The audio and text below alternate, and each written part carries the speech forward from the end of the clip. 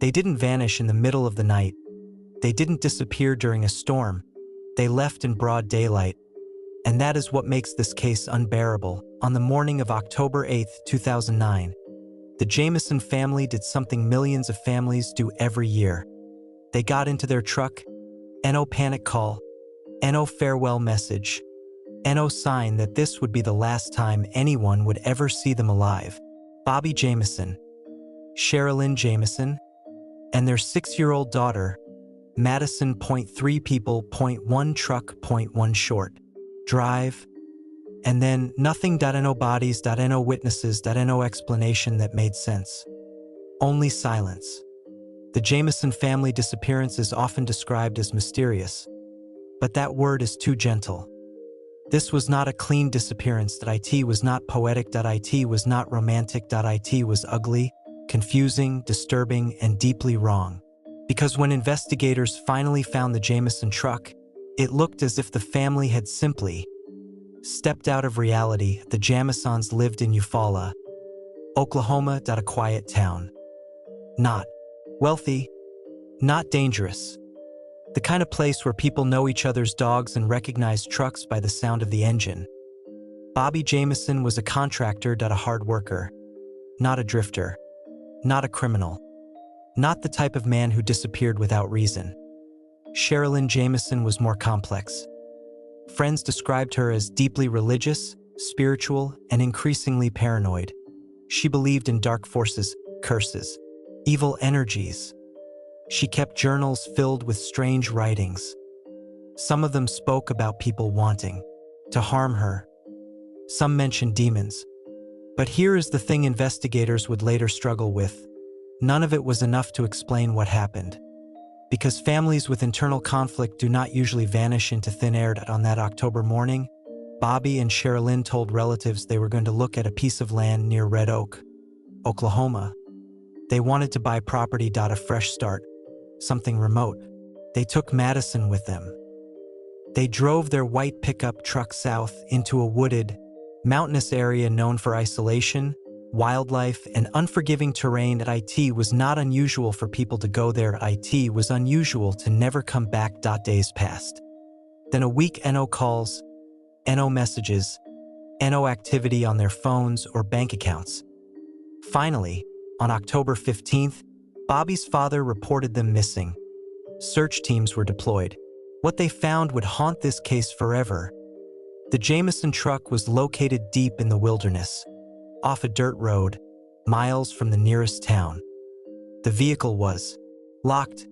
Inside were 3 cell phones, their GPS, their wallets, their driver's licenses, and a bag containing $32,000 in cash.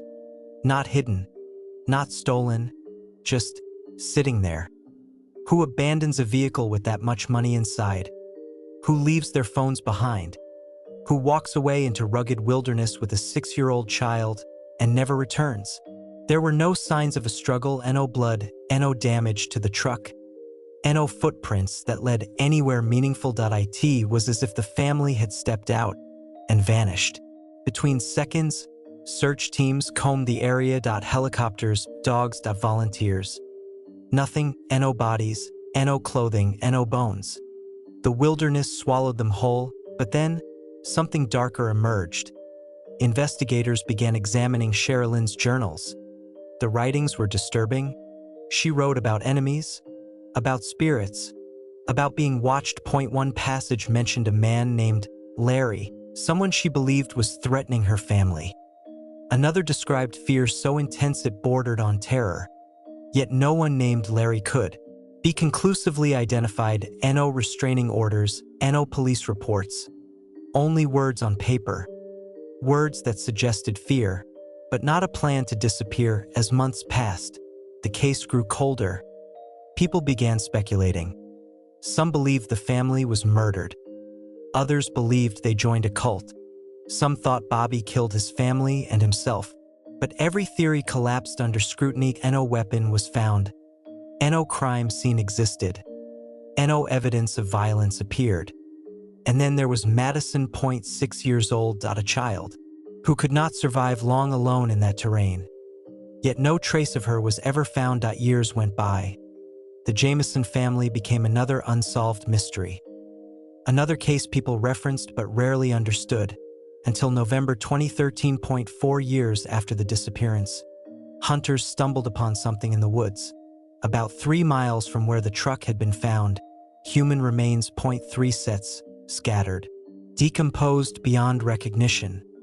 The Jamisons had been found, but the answers had not. What happened in those woods? Why leave the truck? Why leave the money? Why walk into the wilderness with a child? And most importantly, why does nothing about this case feel accidental? This is not a story about getting lost.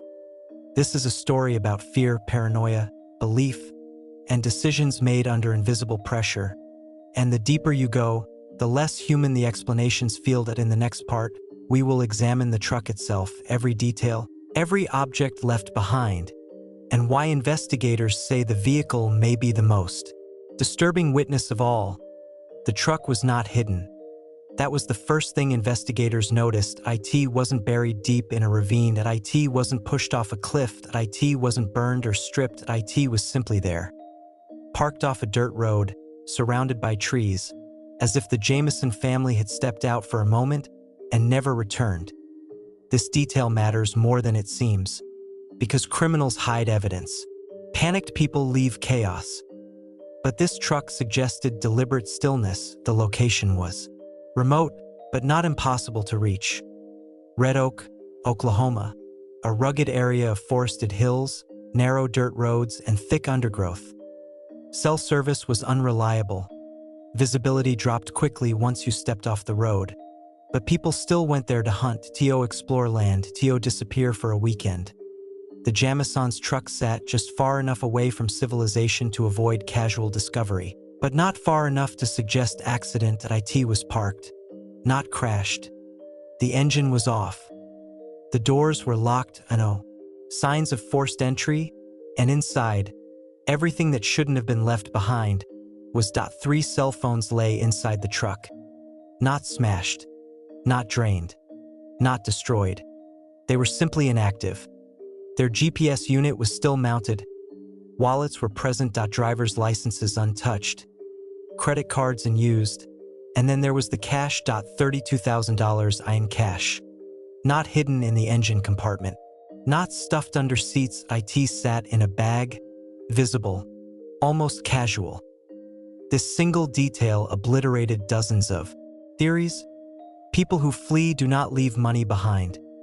People who are robbed do not keep money untouched. People planning a new life do not abandon their most powerful tool. Money is movement, and yet, it stayed. Investigators stood around the truck in silence, because the scene did not behave like a crime scene. There were no bullet casings, no blood splatter, no torn clothing. The ground around the vehicle showed minimal disturbance, no clear trail leading away. Search dogs were brought in. They sniffed, they circled, and then nothing. The scent simply faded. As if the Jamison family had stopped being physical beings at a certain point. One investigator later admitted something unsettling. It felt like the truck was waiting for them to come back.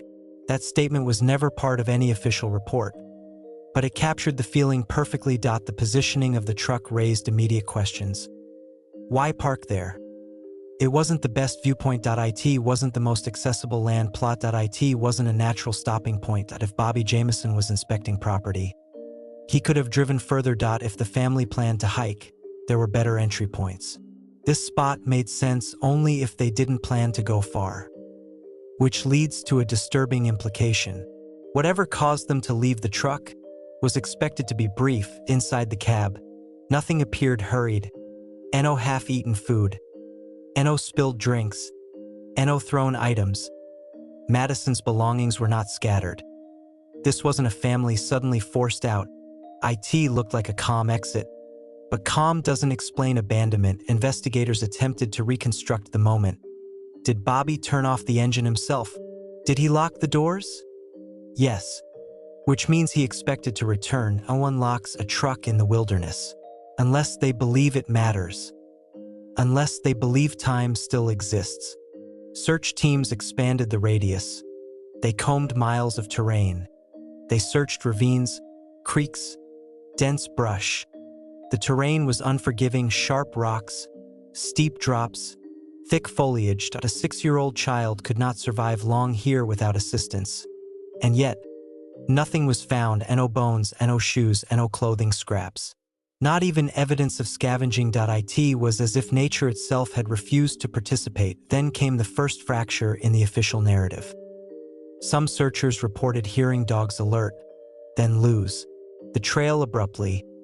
Others claimed their equipment malfunctioned repeatedly in the same area. Batteries drained faster than expected. Radios cut out. None of this made it into the final reports because it sounded ridiculous. But patterns don't care about credibility. Back at headquarters, investigators began focusing on what was not in the truck: no firearms. This was Oklahoma. Bobby Jamison owned guns. He did not bring one. That was unusual, especially in wilderness, especially with a child. Why leave protection behind? Unless he didn't expect danger. Or unless danger felt different. The truck was processed again and again. For fingerprints, for fibers, for anything out of place. Nothing. It was almost sterile. Not clean, just emotionally empty. The public response was immediate. Theories exploded online. Some believed the family had staged the scene. Others claimed cartel involvement. Some pointed to religious extremism. But none of those theories explained the truck. Because the truck did not behave like evidence of crime. It behaved like a pause. Investigators returned to Sherilynn Jamison's writings. They reread passages with new eyes. She spoke of evil forces, of being followed, of enemies unseen. She believed the land itself was dangerous. One journal entry mentioned land being cursed. Another warned that people were not what they appear. At first, this was dismissed as paranoia. But now, standing next to that truck in the woods, it didn't feel irrelevant. The family had driven into the wilderness willingly. They did not panic on the way. There was no erratic driving, no sudden stop. They arrived with purpose, and then something changed. One question haunted investigators. Why did no one hear anything?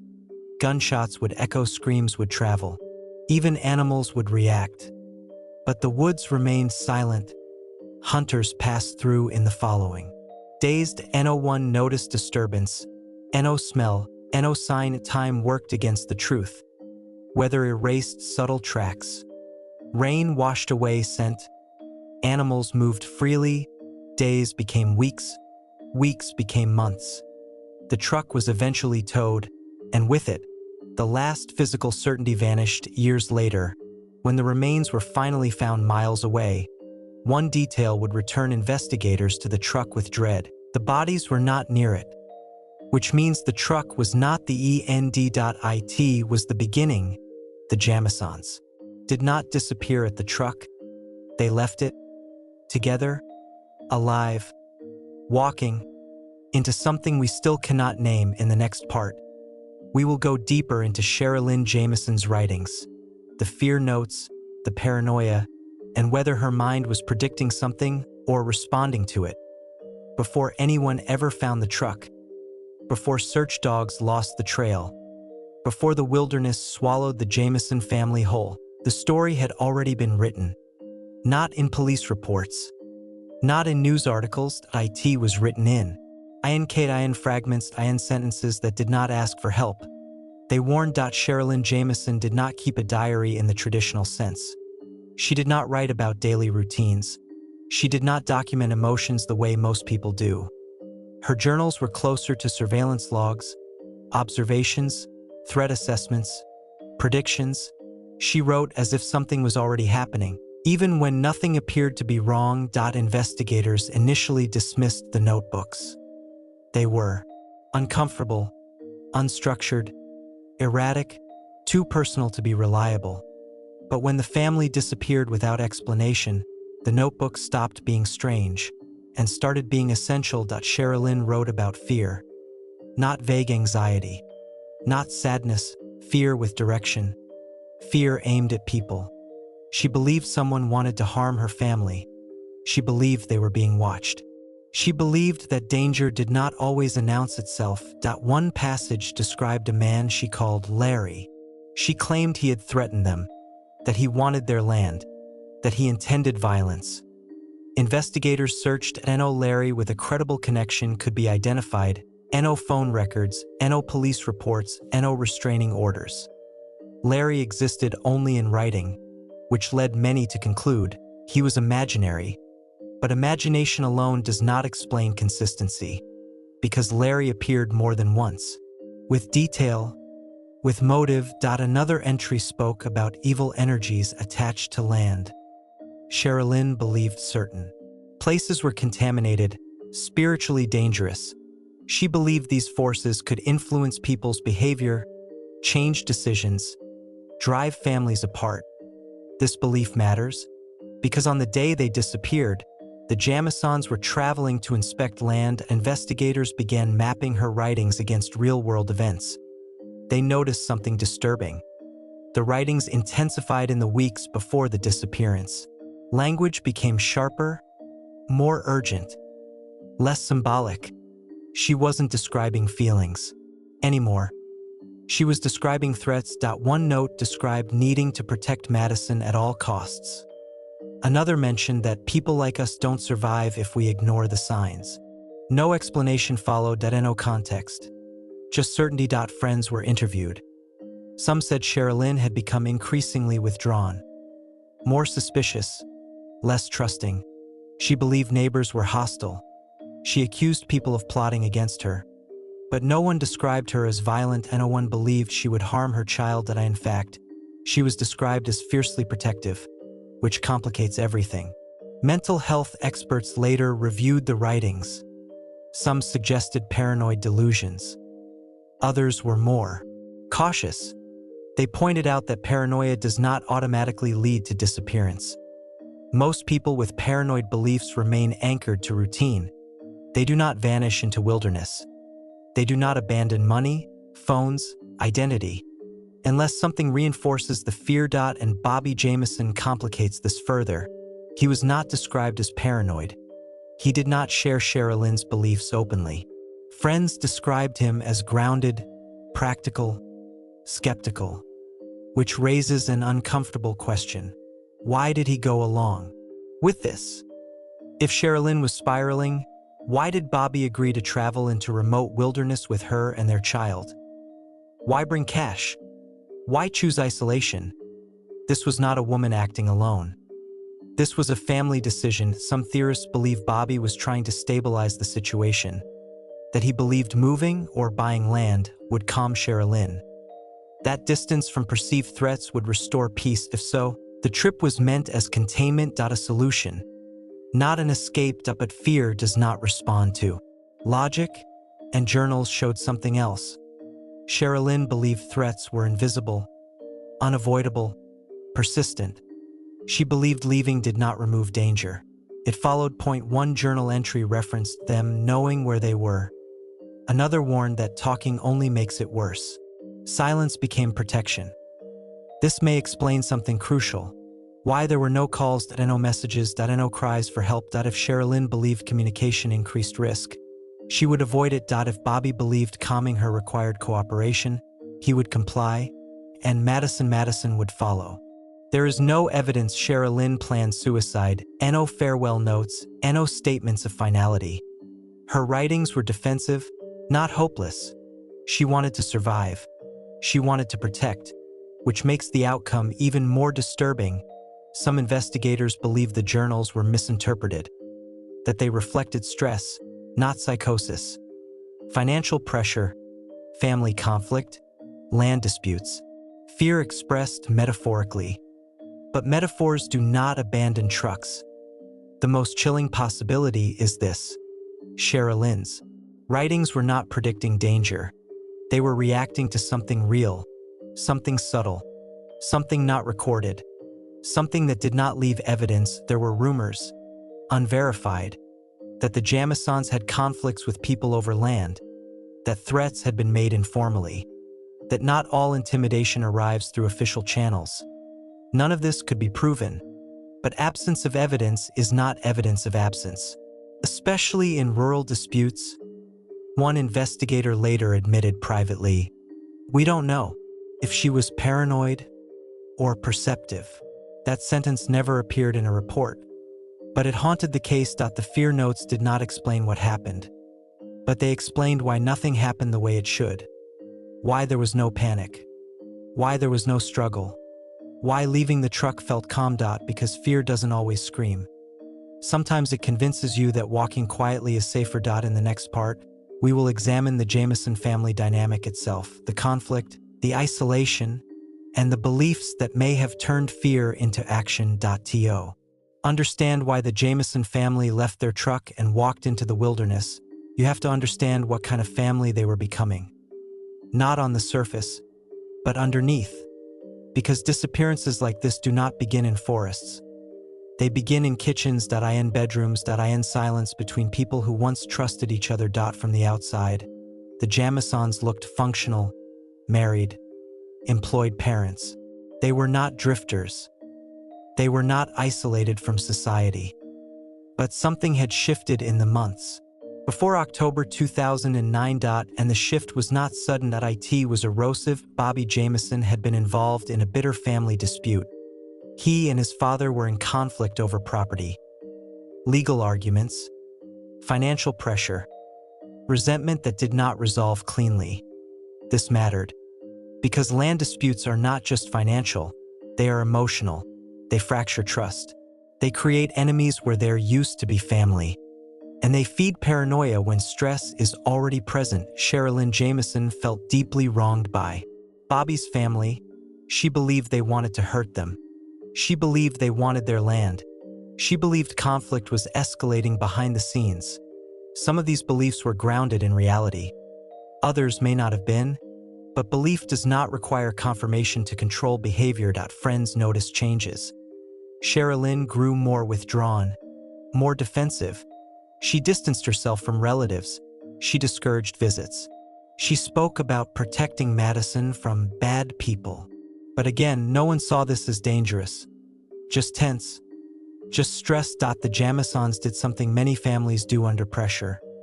They began talking about starting over, buying land, building something away from everyone else. Isolation was framed as safety. Distance was framed as protection. This is where the danger crept in. Because isolation feels like control, and control feels like relief, until it becomes confinement. Bobby wanted peace. He wanted to remove conflict. He believed that land, especially remote land, could solve problems.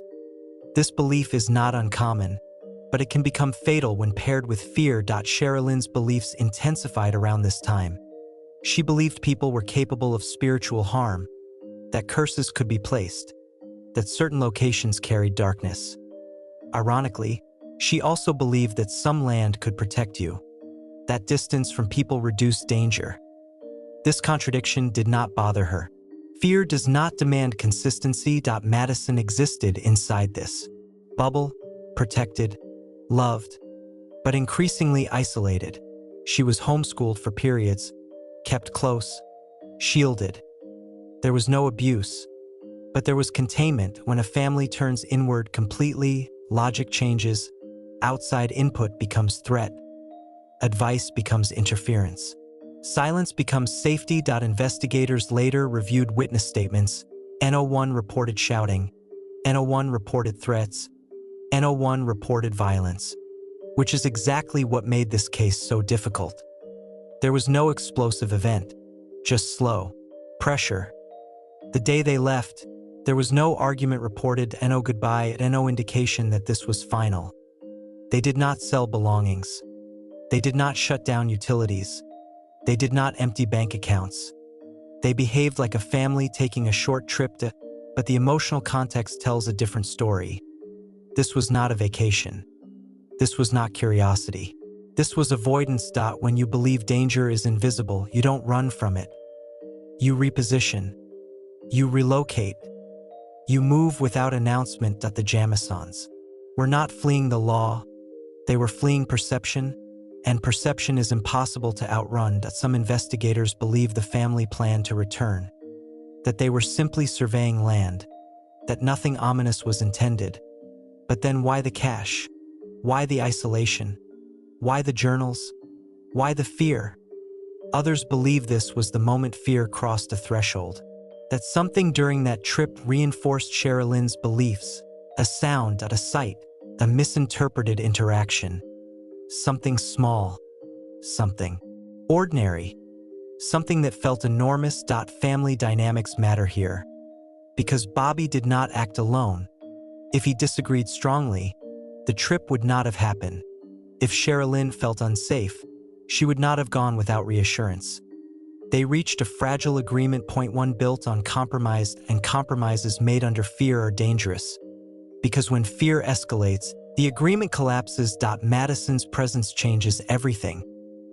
Parents do not walk children into danger knowingly, which suggests that danger was not perceived as physical. It was perceived as something else, something avoidable, something quiet. And that is what makes the walk away from the truck so chilling. Not panic, not chaos, but conviction. In the next part, we will follow the search itself, the mistakes, the missed opportunities, and how the Jamison family disappeared in plain sight. Searches usually bring clarity. Even when they fail, they leave traces, footprints, scraps of clothing, something that proves people were there. The search for the Jamison family did none of that. It produced effort without evidence, movement without discovery, and silence that only grew louder. When the Jamisons were officially reported missing on October 15, 2009, authorities moved quickly. They had a vehicle location. They had a last known destination. They had terrain maps on paper. This should have been solvable. In reality, it unraveled immediately. Search teams began where logic demanded, around the truck. Volunteers, deputies, professional search and rescue units. They spread outward in widening circles. Every ravine, every creek bed, every natural path. Nothing. No clothing, no bones, no personal items. Not even trash. The absence itself became suspicious. People leave signs without trying. Footsteps break grass. Branches snap. Animals react. But the woods around the truck felt untouched. As if the Jamisons had stepped carefully, or not at all. Dogs were brought in. Tracking dogs are unforgiving. They do not care about theories. They follow chemistry. The dogs caught scent.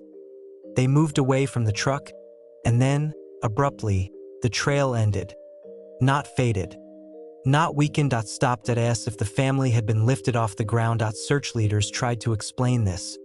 Weather, rain, time. But the timeline didn't fully support it. The scent should have degraded gradually. Instead, it vanished sharply. That detail disturbed seasoned handlers. They had seen lost hikers. They had seen crime scenes. This was neither. Aerial searches followed. Helicopters scanned clearings. Thermal imaging was attempted. Nothing registered. No heat signatures, no movement. Just forest. Endless, indifferent forest. Searchers began to feel the pressure of expectation. Families of the missing usually beg. They plead. They call daily. But the Jamisons had no immediate advocates pushing the search forward. No large family demanding answers. No media frenzy yet. Time slowed. Some volunteers noticed something subtle. The terrain should have revealed remains quickly. This area was not vast wilderness. People got lost here and were found. Even bodies left for months were eventually located. But weeks passed, then months. The absence became unnatural. There were moments, small, fragile moments, a child's shoe that turned out to be unrelated, bones that belonged to animals. Every false hope eroded confidence. Investigators debated scenarios. If the family became disoriented, they would move downhill. If they followed water, remains would be near creeks. If there was an accident, there would be evidence. None appeared. One theory suggested the family encountered another person, but no witness reports surfaced. Hunters reported nothing unusual. No gunshots, no vehicles. NO screams. Another theory suggested suicide, but group suicide involving a child leaves evidence, weapons, notes, locations chosen deliberately. None of that existed. Search teams expanded. Miles, then more miles. Still nothing. The wilderness refused to give them back. Eventually, the search slowed. Not because hope vanished, but because probability collapsed. There was nowhere left to look logically. The Jamison family had become an absence rather than a presence. Years passed. Point 4 of them. The case went cold. It became a reference point, a story people mentioned with unease, but no resolution. Then, in November 2013, something changed. Hunters walking in the woods found human remains. Not buried. Not hidden. Just there. Scattered. Bleached by time. Point 3 individuals. Point 3 lives. Jamisons had been found. Point 3 miles from the truck. In an area that had been searched. More than once, that fact alone shattered confidence. How do 3 bodies go unnoticed for 4 years? In an area already examined. Forensic teams recovered what they could. The remains were incomplete. Weather and animals had taken their toll. But identification was possible. Dental records. It was them. All 3. Together, no cause of death could be determined. No trauma visible. No weapons found. No clear explanation. Death without a story. The location raised more questions. The bodies were not clustered tightly. They were not arranged. But they were not far apart. If the family had stayed together until the end. Madison's remains were among them. That fact silenced many theories. Children do not wander miles without trace. They are carried, guided, protected. Until protection fails. The search that once found nothing now revealed everything. And explained nothing. Investigators quietly acknowledged something chilling. The Jamisons had likely been alive after the truck was found. They had walked for miles, unseen, unheard. In the next part, we will examine the discovery of the remains itself, what was found, what was missing, and why the answers died with them. For years, that is how long the Jamison family remained missing. Point 4 years of speculation. Point 4 years of silence. Point 4 years where the woods kept their secret. And then, without ceremony, the secret surfaced. In November 2013, 2 hunters were moving through a remote section of the Ouachita Mountains. They were not searching for people. They were not looking for answers. They were doing something ordinary. And ordinary moments are often where unresolved stories end. What they noticed first was not a body. It was bone, bleached white against dark earth, out of place, wrong. They stopped. They looked closer, and slowly, the truth assembled itself. Human remains, more than one. Law enforcement arrived quickly. The site was secured, but whatever had happened here had already passed beyond reconstruction. Time had done its work, animals had done theirs. Weather had erased intention. The remains were scattered, but not chaotically. They were within a limited area, close enough to suggest the family stayed together, far enough apart to suggest movement. This was not a single moment. This was a progression. Forensic teams documented everything. Bones were cataloged, fragments collected, clothing remnants were sparse. No identification documents. No backpacks. No weapons. Nothing that clearly explained how they died. The location was approximately 3 miles from where the truck had been found. 3 miles does not sound far. But in that terrain, it is significant. Steep inclines, thick brush, limited visibility. Especially with a child. The remains told a story only in what they lacked. No bullet wounds could be identified. No blunt force trauma. No knife marks. No evidence of restraint. No sign of defensive injuries. Cause of death could not be determined. Exposure was possible. Starvation was possible. Dehydration was possible. But none could be proven. The bodies had become questions rather than answers. One detail disturbed investigators deeply. Madison Jamison's remains were found with the adults, not separated, not distant. She did not wander off. She stayed. Or was kept. Either way, she was not abandoned. This fact dismantled one of the most common theories, that the parents had died first, that the child wandered, that animals scattered remains. It didn't fit. Another theory suggested murder followed by staging. But where was the weapon? Where was the scene? Where was the motive that matched the evidence? There was none. No drugs were found. No alcohol containers. No prescription bottles. Toxicology was impossible after so much time. The bodies were beyond chemistry. Investigators quietly admitted something difficult. This case might never be solved, not because no one tried, but because whatever happened left no footprint. The discovery site had been searched before. This fact became a wound that would not close. How were the remains missed? Were they not there yet? Or were they simply unseen? Some believed the family died elsewhere and animals moved remains. Others believed searchers missed them. Others believed the family kept moving for days, maybe weeks, before collapsing. No theory could be confirmed. The Jamisons were officially declared dead. The case was closed. But closure did not arrive. Families receive answers when there is cause. Here, there was only outcome. 3 people died. Together, quietly, without explanation. The journals were revisited. The truck was reconsidered. The land trip re-examined. Everything pointed back to the same moment. The decision to leave. The truck. That moment mattered more than death. Because it was the last choice they made. Were they afraid? Were they following something? Were they escaping something they believed was worse than the wilderness? The remains could not speak, but their location suggested endurance. They walked.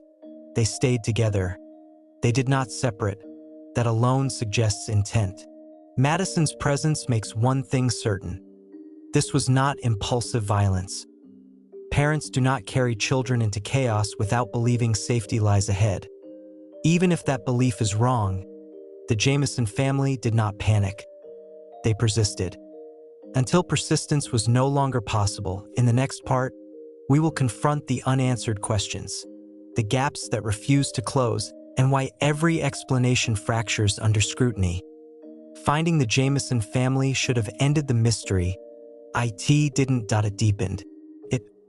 Because answers usually arrive with bodies. In this case, the bodies arrived without answers and took certainty with them. The first question investigators returned to was the simplest one. Why did they leave the truck? Not how, not where, but why. Everything else spiraled outward from that moment. The truck was functional. It wasn't stuck. It wasn't damaged. It wasn't out of fuel.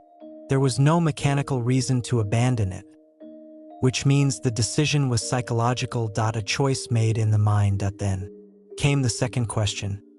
Why bring cash and leave it behind? $32,000 was not accidental. It was intentional. People don't casually carry that amount. It suggests planning. But abandoning it suggests the plan collapsed. Some investigators believed the money was meant for the land purchase. Others believed it was a safety measure, a fallback. But neither explanation accounts for leaving it untouched. Unless the family believed money no longer mattered.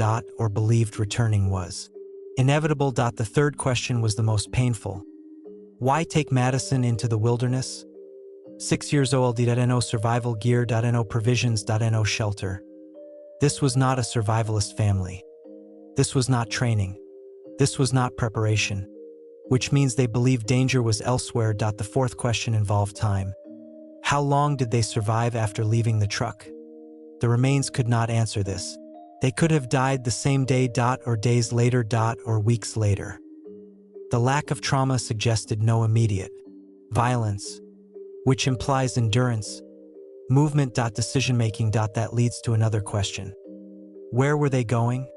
Not wandering. Not fleeing blindly. Moving with purpose. But toward what? No known destination existed. No cabin. No camp. No rendezvous. They were not meeting anyone. Which means the destination was either imagined or temporary. Then there was the location of the remains. 3 miles from the truck.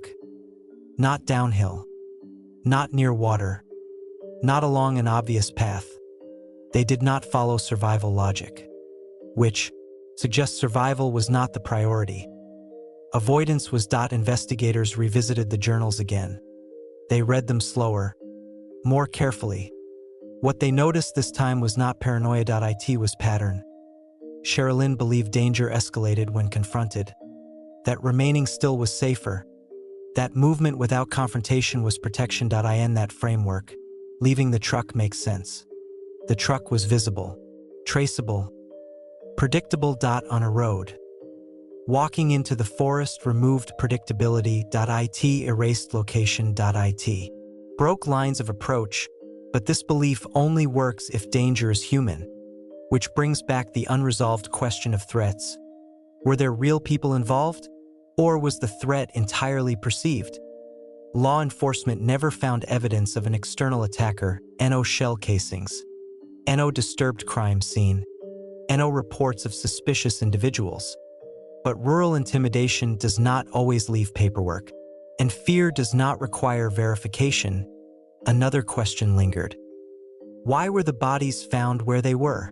That area had been searched. This fact shattered confidence. Either the remains were missed, or they were not there yet. If they were not there yet, the family survived longer than believed. Long enough to move. Long enough to weaken. Long enough to collapse. If they were missed, then the search failed badly, which introduces a darker possibility, that the family died within reach of help, unseen, unnoticed. Another theory emerged quietly. Point 1. Investigators rarely say out loud, what if nothing dramatic happened at all? What if fear led them to walk? What if exhaustion led to collapse? What if exposure finished what belief began? No crime. No conspiracy. Just tragic human error amplified by mental strain. But this theory struggles with one detail. Families lost to exposure usually leave trails, discarded items, signs of panic. Here, there was discipline, togetherness, consistency. They did not scatter. They did not separate. They did not abandon Madison. Until the very end. Which returns us to the most disturbing question of all. What were they protecting her from? Some investigators believe the answer is simple. They were protecting her from fear itself, from panic, from chaos. They stayed calm. They stayed together. They walked until they couldn't. Others believe the answer is darker. That fear had convinced them something worse than death was coming, and that belief shaped every step. The case file closed, but the questions did not. They lingered. They echoed. They followed everyone who studied the case. Because the Jamison family did not disappear into violence. They disappeared into conviction, and conviction leaves no evidence. In the next part, we will confront the theories: murder, madness, cults, and coincidence, and why each one fails when tested against the facts. When a case refuses to explain itself, theories rush in to fill the silence. They arrive confident, complete, convincing, and then, one by one, they fall apart. The Jamison family disappearance has produced dozens of explanations, some sensational, some clinical, some comforting. None of them survive close inspection. Theory 1. Murder. It is the most instinctive conclusion. People don't just walk into the wilderness and die together. Someone must have made it happen. But murder demands mechanics, weapons, injuries. A scene. None exist. No gunshot wounds were identified. No blunt force trauma. No defensive injuries. No blood. No signs of restraint. If someone killed all three, they did it without leaving a trace, and then vanished themselves, and that killer would have had to control 2 adults and a child in open terrain. Silently. No witnesses. No motive proven. No suspect identified. The truck was not tampered with. Money was not taken. Phones were not destroyed. This is not how murder behaves. Theory 2. Murder-suicide. This theory appears whenever families vanish. But it collapses almost immediately. There was no weapon found, and no note, and no indication of planning self-harm. Sherilynn's writings were defensive, not final. Bobby had no history of violence. And most importantly, parents who commit murder-suicide do not typically walk miles into wilderness with a child. They choose controlled environments. They leave evidence. They make statements. This theory explains nothing about the truck. Or the money. Or the walking. Theory 3. Drug-induced psychosis. Some speculated methamphetamine. Others suggested prescription misuse. But no drug evidence was found. No paraphernalia. No known history. No witnesses. And drug-induced panic does not produce coordinated, sustained movement over miles. It produces chaos. This case had order. Theory 4. Cult involvement. This theory thrives online. Dark belief systems, remote land, spiritual paranoia. But there is no evidence the Jamisons belong to any group. No meetings. No affiliations. No communications. Sherilynn's beliefs were personal, not organized. Cults recruit. They don't erase people without leaving networks behind. Theory 5. Land dispute retaliation. This theory comes closest to reality. There were disputes, there was tension, but retaliation leaves intent, threats, warnings, evidence of confrontation. Nothing supports this, and again, money untouched. No theft. No message sent. Theory 6. They got lost. This is the simplest theory and the hardest to accept, because getting lost explains death, but not behavior. People who get lost follow water. They seek visibility. They discard heavy items. They panic. They split up. They signal. They do not walk in quiet formation for miles with a child. They do not leave no trace. Theory 7. Paranoia led them to death. This is the theory investigators circle back to reluctantly, because it does not blame a villain. It blames belief. Sherilynn believed danger was following them. She believed stillness was exposure. She believed movement was safety. Bobby may have believed calming her was survival. Madison trusted her parents in this theory. No one attacked them. No one chased them. No one forced them. They were running from certainty they carried inside. But even this theory has cracks. Paranoia fluctuates. Fear peaks and collapses. But the Jamisons persisted. They stayed together. They moved with discipline. This was not a momentary break. It was sustained conviction. Theory 8. Exposure after intentional isolation. This is the most uncomfortable explanation, because it doesn't feel like an answer. It feels like resignation. The family believed isolation would protect them. They walked into it willingly. They underestimated terrain. They overestimated endurance. They did not anticipate how fast nature kills quietly. No drama. No violence. Just exhaustion, dehydration, cold, heat, weakness, collapse. This theory fits many facts, but it does not satisfy the human need for cause, because the cause is not an event. It is a belief. And belief leaves no fingerprints. Every theory fails because it tries to force a narrative onto a situation that resisted narrative from the beginning. This was not a story that escalated. It dissolved. The Jamison family did not experience a single catastrophic moment. They experienced a series of small decisions made under pressure, each one reasonable on its own, each one fatal when combined. And that is the most terrifying explanation of all, because it means nothing supernatural happened, nothing cinematic, nothing extraordinary. Just fear, believed long enough to become real. In the final part, we will step back from evidence and ask what this case truly represents and why it continues to haunt anyone who studies it. There is no final reveal in the Jamison family case.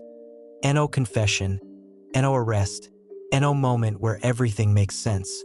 The story does not end. It simply stops after the remains were identified.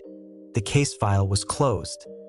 Closed does not mean solved. It means there was nothing left the system could do. No evidence to test. No suspects to interview. No questions that could be answered with certainty. Only conclusions framed as possibilities. The Jamison family did not disappear violently. They did not vanish suddenly. They withdrew, step by step, decision by decision, until there was no one left to witness the final one. What remains is a pattern, not of crime, but of erosion. Fear eroded trust. Isolation eroded perspective. Belief eroded judgment. None of these are crimes.